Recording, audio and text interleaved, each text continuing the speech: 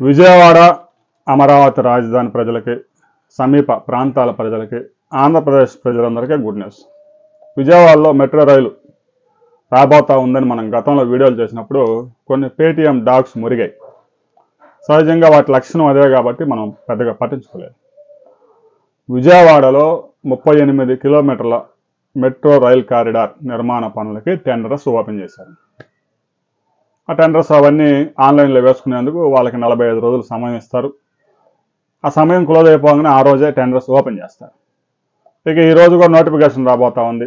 టెండర్స్లో పాల్గొనే వారికి ఏ క్వాలిఫికేషన్స్ ఉండాలి, గతంలో ఎక్కడెక్కడ పనులు చేశారనేది. ఇక విజయవాడలో 38 కిలోమీటర్ల కారిడార్కి 4,126 కోట్ల రూపాయలతో మొదటి దఫాగా టెండర్లు పిలిచారు. రాబోయే 4-5 నెలల్లో ఈ టెండర్స్ దక్కించుకున్న వారు పనులు కూడా ప్రారంభించబోతా ఉన్నారు. దేశంలో ఇప్పటికే కొన్ని ప్రాంతాల్లో, నాగపూర్ లాంటి ప్రాంతాల్లో ఉన్న double decker metro rail Vijayawada రాబోతా ఉంది. ఒక అండర్ గ్రౌండ్ స్టేషన్ కూడా విజయవాడలో రాబోతా ఉంది. ప్రస్తుతం 2 కారిడార్లలో ఈ ఏడాదే టెండర్స్ ఫినిష్ చేసి పనులు కూడా ప్రారంభించబోతా ఉన్నారు. ముఖ్యంగా నెహ్రూ బస్టాండ్ నుంచి గన్నవరం ఎయిర్పోర్ట్ వరకు, నెహ్రూ బస్టాండ్ నుంచి పెనమలూరు వరకు ఈ ఏడాది పనులు ప్రారంభిస్తారు.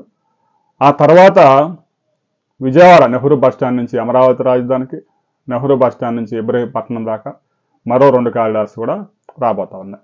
ఇక ఈరోజు విశాఖ నగరానికి సంబంధించిన మెట్రో వర్క్స్ కూడా టెండర్లు పిలవబోతూ ఉన్నారు. ఇక ఆ పనులు కూడా మొదలవుతాయి. ఇప్పటికే డిపిఆర్లు సిద్ధమైనాయి. గతంలోనే ఈ కూటమి ప్రభుత్వం గతంలో చంద్రబాబు నాయుడు 2018లో అధికారంలో ఉన్నప్పుడే మొత్తం సిద్ధం చేశారు. వైసీపీ అధికారంలోకి వచ్చిన తర్వాత మనకు మెట్రో ఎందుకు అని చెప్పేసి పక్కన పడేసిన విషయం అందరికీ తెలిసిందే. ఇక విజయవాడలో ఒక ప్రతిష్టాత్మక సంస్థ, ఒక ప్రతిష్టాత్మక మాల్ పెట్టబోతా ఉంది.